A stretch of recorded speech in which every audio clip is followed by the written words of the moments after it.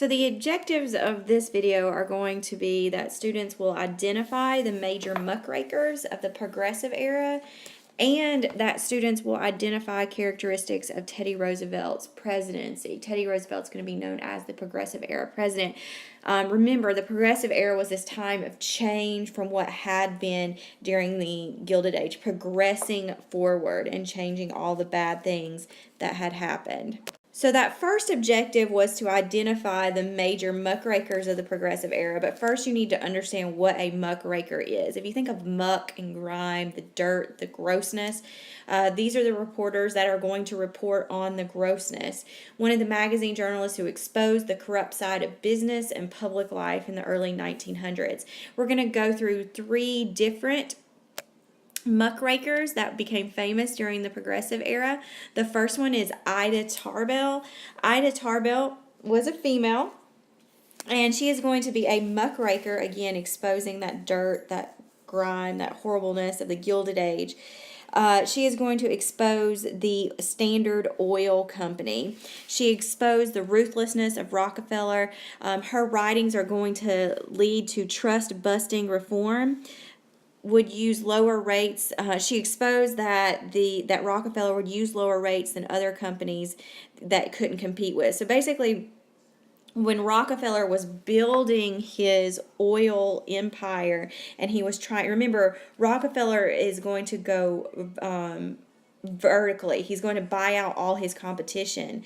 And so what he would do is he would go into an area, make his rates really low because he was a bigger company. The smaller company could not afford to give rates that low, and so he would buy them out. And as soon as he bought that small company out, he would raise his rates back up to where he wanted them. And Ida Tarbell is going to report on that. Lincoln Steffens is going to be from New York. He's going to write for a magazine known as McClure's Magazine. One of his writings is The Shame of the Cities, and he's going to expose the corrupt local government of cities that we talked about, the political machines that we talked about last unit. The last muckraker that I want to talk about is Upton Sinclair. Upton Sinclair is my favorite muckraker. He is going to write, which is published in 1906, The Jungle. Published in 1906, The Jungle is going to look at the meatpacking industry. Upton Sinclair initially wanted to expose the conditions of immigrant workers, but through his writings, people were shocked and disgusted by the unsanitary conditions that existed in these factories. These unsanitary conditions that were used to produce and pack food that they would eventually consume. And it led to people wanting a change. In fact, we'll talk about it in a minute, but Teddy Roosevelt will actually read Upton Sinclair's The Jungle, and it will encourage him to pass government laws and organizations such as the FDA to ensure that food is prepared in a clean way, and so that everybody doesn't think they're eating just gross stuff that was dropped on the floor. Or and in the case of The Jungle, they would, with the meat slicers, a piece of their thumb could be cut off and put in the sausage as they were making it. And Teddy Roosevelt definitely wanted to prevent that. So speaking of Teddy Roosevelt, let's move right into him and identify the characteristics of his presidency that's going to make him a progressive president. Teddy Roosevelt's a very interesting character. He would go skinny dipping in the Potomac when he was president during the winter. So it's really cold in D.C. in the winter. He was shot. His case for his eye and a 50-page speech, though, were folded in half and saved him. And so it was in his pocket where he was shot, and it stopped the bullet. And after he was shot, he continued to give a 90-minute speech. He's the first POTUS to win the Nobel Peace Prize in 1906. Teddy Roosevelt will write a total of 35 books. He's known as the father of the modern U.S. Navy. His mom and wife died on the same day, and he is the youngest person to ever become president of the United States. So very interesting character. Teddy was born into a wealthy family in New York. He is a native New Yorker. He was born in 1858. He would attend the Harvard University, where he was not only a boxer but also a wrestler as well. When he was wrestling, he actually was punched so much that he was partially blind in one eye. He was eventually elected to the New York State Assembly, and he would also serve as the New York City Police Commissioner and Assistant Secretary of the U.S. Navy. In 1898, he advocated war against Spain, which we talked about when we talked about imperialism, and he was for the America being involved in Cuba fighting Spain. And like we mentioned when we talked about the Spanish-American War, he would lead that famous group known as the Rough Riders. And he was vice president under McKinley. Now, he wasn't ever supposed to be president of the United States. The political bosses hated Teddy Roosevelt because they could not control him. He did not make decisions based on what they wanted. He made decisions based on what he thought was best. He had been the police commissioner in New York, and the bosses in New York hated that. They wanted him out of that position so that they could go back to business as usual, and that business as usual was corruption. So they wanted him out of state office. So they moved him. He became governor in 1900. So these political bosses believed by making him governor, he would be out of their hair and they wouldn't have to worry about it at all. But he eventually was nominated or became vice president of the United States under William McKinley. But he would soon be forced into the presidency when McKinley was shot in Buffalo, New York on September 6th. McKinley would die on September 14th from gangrene. And at that point, Teddy Roosevelt became president of the United States. So much to the chagrin of these political bosses who tried to get Teddy out of their way, they gave him indirectly the most important job in the world by paving the way for him to become president of the United States. Teddy Roosevelt will completely change the presidency the way it is. Teddy Roosevelt was just a man that filled the room.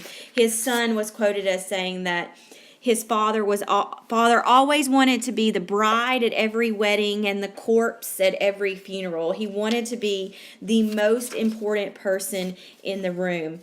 He became president, or no, POTUS, if you ever see that right here, that is short for President of the United States. He was 42 in 1901 when he became President of the United States. He was already famous, nationally known, because of his involvement with the Rough Riders in the Spanish-American War. The news loved him and his exploits, how he loved to box. His leadership and publicity campaigns helped create the modern presidency. He was bold, he was forceful, and he becomes what is known as the modern presidency. Federal responsibility for national welfare. He really believed it was the federal government's responsibility to promote national welfare. He said it is the duty of the president to act upon the theory that he is the steward of the people and to assume that he has the legal right to do whatever he needs of the people demand, unless the Constitution or laws explicitly forbid him to do it. Now, Roosevelt will promote what is known as his square deal. If you think of a square has 4 equal sides, and he saw it as an opportunity for equality. Roosevelt saw the presidency as a bully pulpit from where he could influence the news, media, and shape legislation. He will be a president that modern president that really tries to change, use the presidency to make a big change. If big business victimized workers, he would see to it that the common people received a square deal.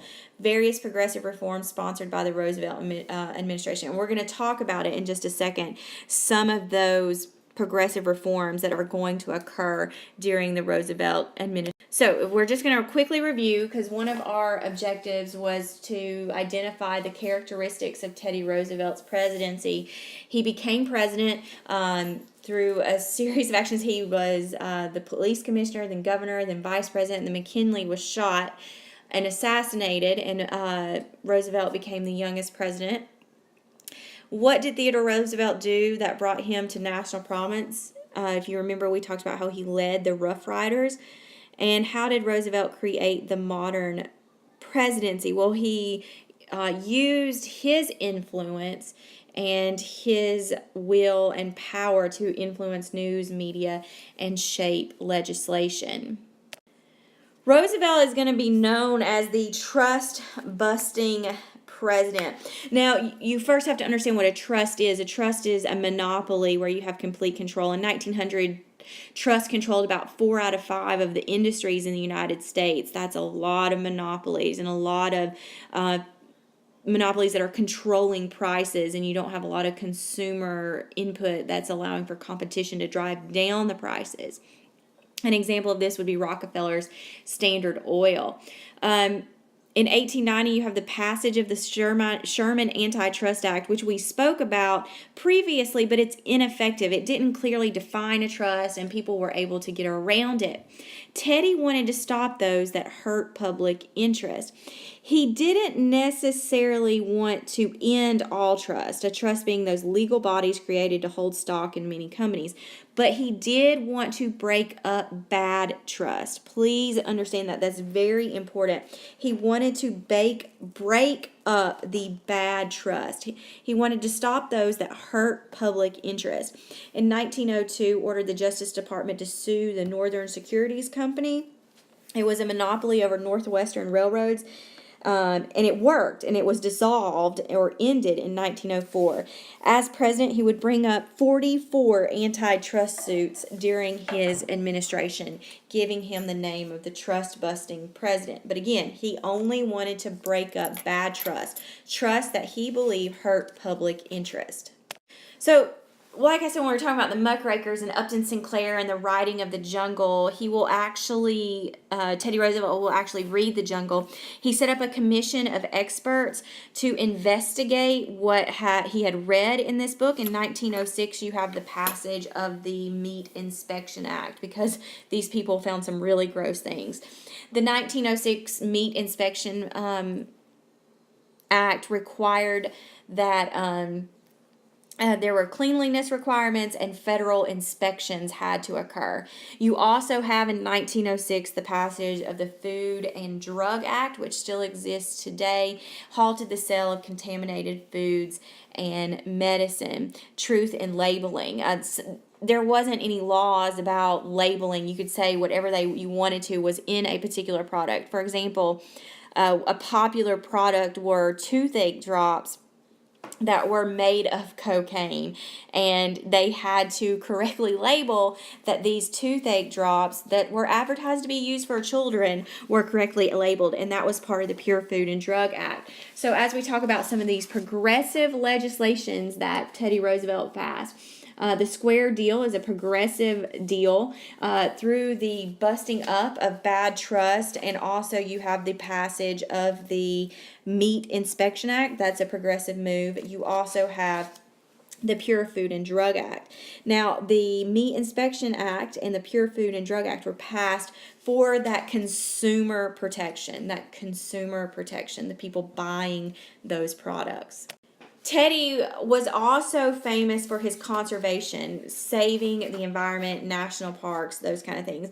He would actually set aside $148 million of forest reserves, 1.5 million acres of water power sites, 80 million acres that the U.S. Geological Survey would explore for minerals, more than 50 wildlife sanctuaries.